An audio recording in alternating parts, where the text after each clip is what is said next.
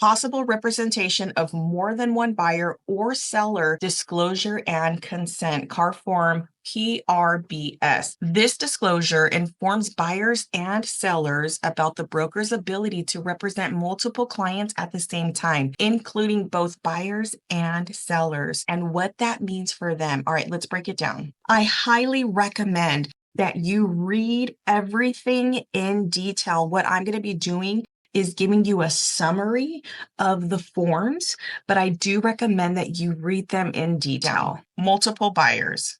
The broker may represent multiple buyers simultaneously, meaning the broker might be helping several clients, including you, who are interested in buying properties. Some of these buyers might be interested in the same properties, and the broker is not required to limit or restrict any buyer from making an offer on a particular property. Even if the broker is helping other buyers to make offers on the same property you're interested in, they must treat each buyer fairly and not favor one over the other. Multiple sellers. Just as a broker can represent multiple buyers, they can also have multiple clients with listed properties. Some of these listed properties may appeal to the same buyers, and the broker will market all of the properties to the potential buyers, whether or not those buyers are represented by the broker. The broker may have several properties for sale at the same time, and some buyers may be interested in multiple properties listed by the broker. The broker will continue to market all properties equally to all potential buyers. Dual agency. It's when the broker represents both the buyer and the seller in the same transaction. The broker as a dual agent cannot disclose confidential information about either party, buyer or seller, without their permission. This includes financial details, motivations, or bargaining positions. And in dual agencies, the broker is still required to disclose any known facts that materially affect the value or desirability of the property, such as major defects or issues to both parties. Okay, so this one is a really good one to pay attention to. Offers not necessarily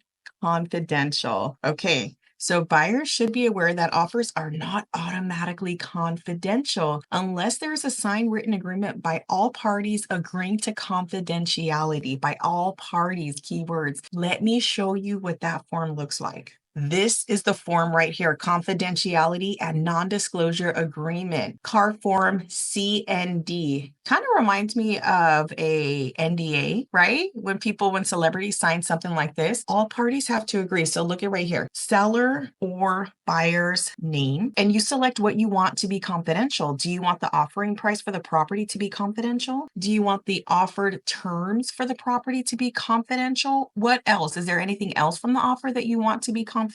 Everybody has to agree to this. Okay, let's go back to the other form. Without that confidentiality agreement signed, this means that the seller or the listing agent can potentially share the details of your offer with other parties or potential buyers. The decision to disclose offer details can depend on factors like current market conditions, the listing agent's strategy, or the seller's instructions. By signing this form, both parties consent to the brokers representing multiple clients, including potentially both the buyer and the seller in the same transaction.